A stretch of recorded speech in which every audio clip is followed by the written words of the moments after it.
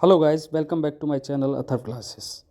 आज हम UP police का previous year question paper solve करेंगे, जिसमें सामान्य जानकारी के क्वेश्चन सॉल्व करेंगे। आइए स्टार्ट करते हैं।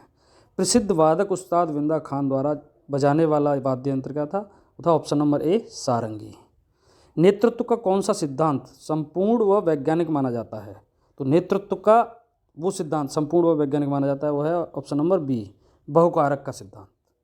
भारत का पहला ऐसा निर्माणाधीन हवाई अड्डा जहां कार्बन उत्सर्जन शुद्ध रूप से शून्य होगा, जिसका निर्माण कार्य 2024 तक पूरा कर लिया जाएगा, वो है ऑप्शन नंबर बी, नोएडा अंतर्राष्ट्रीय हवाई अड्डा, जो कि गौतम बुद्ध नगर जिले के जेवर पे बन रहा है, जो कि दुनिया का चौथा सबसे बड़ा हवाई अड्डा है। एंड एशिया की बात करें तो ये एशिया में सबसे बड़ा हवाई अड्डा है, और इसी के साथ उत्तर प्रदेश में 5 अंतर्राष्ट्रीय हवाई अड्डे हो जाएंगे। भारतीय नौसेना में सर्वोच्च स्थान पर कौन सा कमीशन अधिकारी होता है? वो होता है ऑप्शन सी, एडमिरल।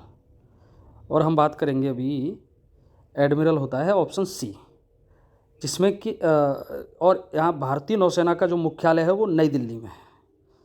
नेक्स्ट, 15 से 17 दिसंबर 2021 के मध्य किस पड़ोसी देश के राष्ट्रपति अब्दुल हमीद के निमंत्रण पर भारत के राष्ट्रपति रामनाथ कोविंद ने राजकीय यात्रा की थी? वो थे बांग्लादेश के। अब आता है नेक्स्ट, सविनय अवज्ञा आंदोलन की शुरुआत के पहले वायसराय को गांधी जी का 11 सूत्रीय चेतावनी दिया गया था। तो ये इन चेतावनियों के संदर्भ में क्या सही है? तो ऑप्शन दिए हुए हैं इसमें, जो कि आपके क्या क्या सही हैं तीन ऑप्शंस में से। पहला आता है रुपया डॉलर विनिमय दर को कम करना था, नहीं ये नहीं था। दूसरा था भू राजस्व में 50% की कमी करना, ये था, भू राजस्व में 50% की कमी करने की मांग की थी 11 सूत्री मांग में। एंड राजनीतिक कैदियों को रिहा करने की, हाँ ये भी कहा था। तो ये 2 और 3 सही हैं, इसी के साथ ऑप्शन नंबर बी हमारा राइट आंसर हो जाएगा। बात करते हैं दक्षिणी गोलार्ध में सबसे छोटा दिन कौन सा होता है? दक्षिणी गोलार्ध में अगर सबसे छोटे दिन की बात करें तो वो होता है ऑप्शन नंबर बी, 21 जून। यही क्योंकि उत्तरी गोलार्ध में जो है सूरज एकदम लंबवत होता है, इसलिए उत्तरी गोलार्ध में 21 जून को दिन सबसे बड़ा होता है। बात करेंगे अनुसूचित जनजाति के संरक्षण के लिए एक क्षेत्र को अनुसूचित क्षेत्र के रूप में घोषणा करने की शक्ति किसके पास है? वो है आपके भारत के राष्ट्रपति के पास, जो कि घोषणा करते हैं आपके अनुसूचित जाति के लिए, जो कि आपके संविधान के 5वीं सूची में अनुसूची में आता है। ये 5वीं अनुसूची में विद्यमान है, इसका जो प्रावधान है। 30 नवंबर 2021 को फॉर्च्यून इंडिया द्वारा भारत की 50 सर्वाधिक प्रभावशाली महिलाओं की सूची जारी की गई है। इस सूची में प्रथम स्थान पर किस भारतीय महिला को प्राप्त हुआ है प्रथम स्थान? तो हम बात करेंगे option number D, Nirmala Sitharaman. अगर आपसे पूछ दिया जाता है दूसरा स्थान किसको मिला, तो वो मिला था आपका नीता अंबानी को। नेक्स्ट हम बात करेंगे भारत के संविधान के किस अनुच्छेद के अधीन राज्यों के राज्यपाल को अध्यादेश जारी करने की शक्ति प्रदान है? तो ऑप्शन नंबर सी, अनुच्छेद 213 के तहत राज्यों के राज्यपाल जो है अध्यादेश जारी कर सकते हैं अपना स्वविवेक से। निम्नलिखित में से कौन सी किताब सरोजिनी नायडू द्वारा लिखित नहीं है? क्वेश्चन ये है। तो हम बात करेंगे द ब्रोकेन विंग, ये सरोजिनी नायडू ने लिखी है। द गोल्डन थ्रेशोल्ड, ये भी सरोजिनी नायडू ने लिखी है। द वर्ड ऑफ टाइम्स, ये भी सरोजिनी नायडू ने लिखी है। तो ऑप्शन नंबर सी इसका आंसर हो जाएगा राइट, जो कि द गोल्डन वर्ड बुक है वो सरोजिनी नायडू ने नहीं लिखी। अब बात करते हैं निम्नलिखित में से कौन सी मिश्रित खेती की प्रमुख विशेषता है? मिश्रित खेती क्या होती है? एक्चुअली पशुपालन के साथ साथ उत्पादन, जो फसल उत्पादन होती है उन्हें मिश्रित खेती कहते हैं, जैसे ऑप्शन नंबर सी आता है। जैसे कि आपने देखा है कि खेती हो रही है, खेती के साथ साथ मधुमक्खी पालन, डेयरी फार्म, इस तरह के जो फसल होती हैं साथ में पशुपालन के साथ साथ, वो मिश्रित खेती के अंदर आती है। नेक्स्ट हम बात करेंगे निम्नलिखित में से किस राज्य में वाहिनी दरबार समाचार पत्र महिलाओं द्वारा महिलाओं के लिए प्रकाशित होता है? तो ये होता है मध्य प्रदेश में। किस सिख गुरु ने आदि ग्रंथ संकलित किया था? तो ऑप्शन नंबर सी, गुरु अर्जुन देव ने आदि ग्रंथ संकलित किया था, जिसको के जो कि सिखों के 5वें गुरु थे, जो कि 1581 से 1601 ईस्वी तक थे। इन्होंने अमृतसर नगर को जो है, पहले अमृतसर नगर का नाम जो है रामदासपुर हुआ करता था, इनका निर्माण कार्य पूरा कराया था। नेक्स्ट बात करते हैं तुलुव के राजवंश की स्थापना किसने की थी? तुलुव के राजवंश की स्थापना जो की थी वीर नरसिंह, ऑप्शन नंबर डी है वीर नरसिंह, जो कि नरसा नायक के पुत्र हैं। वीर नरसिंह ने तुलुव के राजवंश की स्थापना की थी।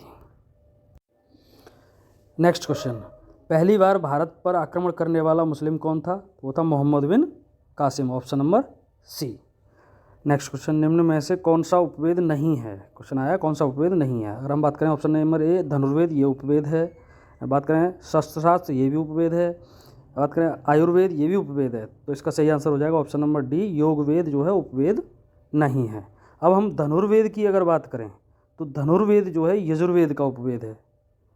धनुर्वेद यजुर्वेद का उपवेद है। और आयुर्वेद की बात करें तो ये आपका ऋग्वेद का उपवेद है। नेक्स्ट क्वेश्चन की बात करेंगे, 9 दिसंबर 2021 को केंद्रीय पर्यावरण, वन और जलवायु परिवर्तन मंत्रालय द्वारा जारी सूचना के अनुसार किस राज्य संघ शासित प्रदेश में स्थित मानव निर्मित हैदरपुर आर्द्रभूमि को भारत का 47वां रामसर साइट और अंतर्राष्ट्रीय स्तर पर 2463वीं रामसर स्थल के रूप में नामित किया गया है? वो किया गया है आपका उत्तर प्रदेश में। उत्तर प्रदेश में आप बात करोगे तो ये किया गया रामसर साइट, 47वां रामसर साइट भारत में। नेक्स्ट क्वेश्चन आता है आपका, निम्नलिखित देशों में से किस एक के देश में से भूमध्य रेखा गुजरती है? तो हम भूमध्य रेखा की अगर बात करें स्थल और जल दोनों को मिला के तो 13 देशों से होकर गुजरती है टोटल। उन 13 देशों में जो है इसका ऑप्शन नंबर बी आप देखोगे, जिसमें कि कोलंबिया, केन्या और इंडोनेशिया शामिल है। तो इसका राइट आंसर हो जाएगा ऑप्शन नंबर बी। हेमिस गोप्पा नामक मठ कहाँ स्थित है? हेमिस गोप्पा नामक मठ जो है लद्दाख में स्थित है, जो कि आपका 12,000 फीट की ऊंचाई पर स्थित है। बात करेंगे नेक्स्ट क्वेश्चन की, 14 दिसंबर 2021 को sports journalist federation of India द्वारा किसे स्पोर्ट्समैन ऑफ द ईयर 2021 पुरस्कार प्रदान करने की घोषणा की गई थी? वो थे Neeraj Chopra, option number A, जो कि भाला फेंक में इन्होंने स्वर्ण पदक जीता था। भारत में काजू का प्रथम परिचय किन लोगों ने कराया था? अब हम काजू का प्रथम परिचय की बात करें तो वो पुर्तगालियों ने कराया था, ऑप्शन नंबर डी। और यहीं पे हम बात करेंगे कि पुर्तगालियों ने जो कराया था कृषि, भारतीय कृषि पुर्तगालियों की महत्वपूर्ण देन है। भारत में क्या है कि तंबाकू, मूंगफली, आलू, लाल मिर्च, मकई, टमाटर, शकरकंद, चीकू, काजू, अमरूद, पाइनएप्पल और शरीफा जैसी सारी फसलें जो है पुर्तगालियों की ही देन है। बात करते हैं नेक्स्ट क्वेश्चन की, किस भारतीय राष्ट्रपति ने आयरिश स्वतंत्रता संग्राम में भाग लिया और इसके लिए जेल भी गए थे? तो वो थे ऑप्शन नंबर ए, वीवी गिरी। और वीवी गिरी जो है स्वतंत्र भारत के चौथे राष्ट्रपति बने थे। नेक्स्ट क्वेश्चन की बात करते हैं, विश्व पर्यावरण दिवस कब मनाया जाता है? तो विश्व पर्यावरण दिवस जो मनाया जाता है वो मनाया जाता है ऑप्शन नंबर डी, 5 जून को। दिसंबर 2021 में भारत का अमूर्त सांस्कृतिक विरासत में से किसको यूनेस्को के द्वारा अंतर्राष्ट्रीय सांस्कृतिक विरासत सूची में शामिल किया गया है? वो आता है आपका ऑप्शन नंबर सी, कोलकाता की दुर्गा पूजा, जो कि बंगाली समुदाय के द्वारा मनाया जाता है मेनली ये त्यौहार। भारतीय संविधान सभा में कुल कितनी महिला सदस्य थी? अगर भारतीय संविधान सभा की बात करें हम तो उस टाइम पे महिला सदस्य जो थी वो थी option number C, 15। Next question, Uttar Pradesh में शेर सफारी स्थित है। उत्तर प्रदेश में शेर सफारी की अगर बात करें तो ये हमारा इटावा में स्थित है, ऑप्शन नंबर डी। प्रसिद्ध चरकुला नृत्य संबंधित है, ये कहाँ से संबंधित है चरकुला नृत्य? ये है आपका ब्रजभूमि, उत्तर प्रदेश की ब्रजभूमि में चरकुला नृत्य मनाया जाता है, किया जाता है, जो कि ब्रजभूमि में होता है। इसमें क्या होता है कि स्त्री या पुरुष स्त्री का वेश धारण करके अपने सर पे 7 घड़े रखते हैं, उसके ऊपर चाहे तो दीपक भी जलाते हैं और नृत्य करते हैं। अब नेक्स्ट क्वेश्चन की बात करते हैं, निम्नलिखित में से कौन सा भारतीय अर्थव्यवस्था का प्राथमिक क्षेत्र है? भारतीय अर्थव्यवस्था का प्राथमिक क्षेत्र की बात करें तो वह है आपका ऑप्शन नंबर ए, कृषि। भारतीय कृषि का जीडीपी में जो है 16% तथा कुल निर्यात में 10% भागीदारी रहती है। एक्चुअली में कृषि को भारतीय अर्थव्यवस्था की रीढ़ की हड्डी कहा जाता है। नेक्स्ट क्वेश्चन, आयात निर्यात एग्जिम बैंक स्थापित हुआ था। आयात निर्यात के लिए जो एग्जिम बैंक स्थापित हुआ था वो था आपका 1982, option number B. Next question की बात करते हैं, प्रथम भारतीय महिला जिसने एशियाई खेल में 400 मीटर दौड़ में स्वर्ण पदक जीता था।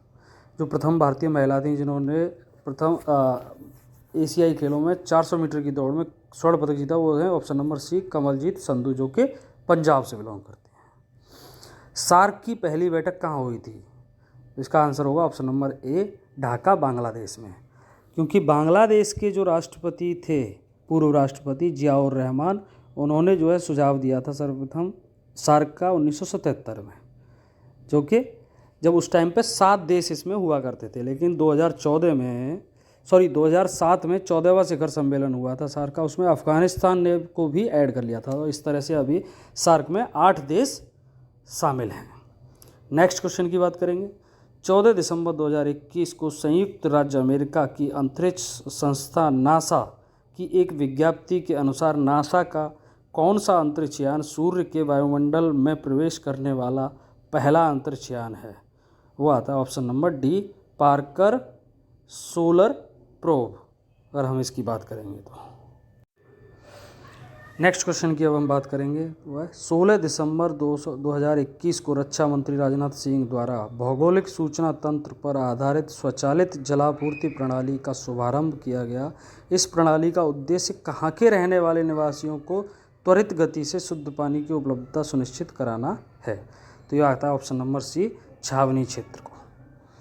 अब नेक्स्ट क्वेश्चन आता है, लौह और रक्त की नीति किसने अपनाई? तो सबसे पहले बात करेंगे लौह और रक्त नीति मतलब सबसे कठोर नीति। ये कठोर नीति जो अपनाई थी ऑप्शन नंबर ए, बलबन ने अपनाई थी। बलबन जो कि आपका एक गुलाम वंशीय शासक थे, बलबन, उन्होंने अपनाई थी। नेक्स्ट क्वेश्चन आता है, टीपू सुल्तान कहाँ का शासक था? टीपू सुल्तान जो है इसमें ऑप्शन नंबर सी, मैसूर का शासक था, जो कि हैदर अली का पुत्र था। नेक्स्ट क्वेश्चन की बात करें, संविधान का 52वां संशोधन संबंधित था।